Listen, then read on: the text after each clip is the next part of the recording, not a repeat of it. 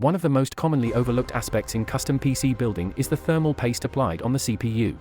Its significance may be higher than you think. If not given proper attention, you might end up with less performance or even hardware failures due to overheating. Unlike commonly used components like CPU, motherboard, and GPU, the thermal paste itself, its quality, and application methods are often neglected.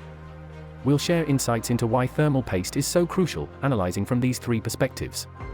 What is thermal paste?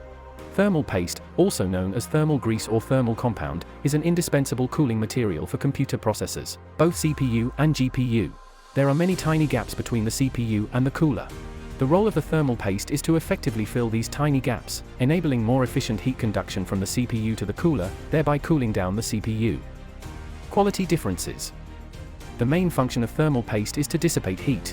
Its quality directly determines the cooling performance of the computer. If subpar thermal paste is used, even the most expensive air or liquid coolers will not be able to effectively lower the CPU's temperature, as the heat cannot be effectively transferred from the CPU to the thermal paste. The use of different brands of thermal paste shows evident disparities in CPU cooling.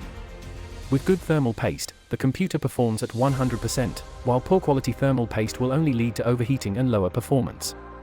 Differences in application methods. Applying too much or too little thermal paste can affect the cooling result. Applying too little thermal paste can't fully cover the CPU. Applying too much will create a thick layer, which can have negative influence on CPU cooling.